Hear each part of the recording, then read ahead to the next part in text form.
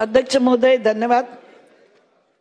अध्यक्ष महोदय, नवी मुंबई येथील प्लॉट क्रमांक 15A सेक्टर 38 नेरूळ येथील नवी मुंबईतील पत्रकारांचे हक्काचे असे पत्रकार भवन सिडकोच्या माध्यमातून उभारण्यात आले आहे।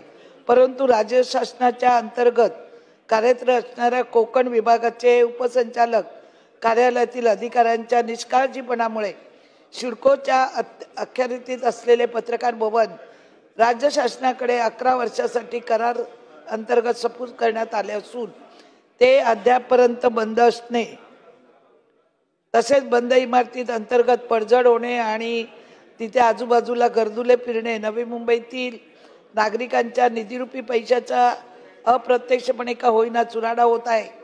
पत्रकार भवन इमारतीचा सिडकोचा कोणत्याही प्रकारचा अधिकार नसल्याने नवी मुंबईतील पत्रकार, वृत्तपत्र संपादक, फोटो जर्नलिस्ट, व्हिडिओ जर्नलिस्ट तसेच ऑनलाईन डिजिटल मीडियाचे प्रतिनिधी इत्यादींना संभाव्य सेवा सुविधापासून वंचित राहावे लागत असणे, त्यामुळे नवी मुंबईतील पत्रकार बांधवांना प्लॉट क्रमांक 15A सेक्टर 38 नेरूळ येथील नवी मुंबईतील पत्रकारांचे हक्काचे असे पत्रकार भवन कार्यान्वित करून पत्रकारांना दिलासा देण्याची आवश्यकता असून सदर बाबीकडे शासनाने दखल घ्यावी, याकरता मी औचित्याच्या मुद्द्याद्वारे ही बाब शासनाच्या निदर्शनास आणत आहे।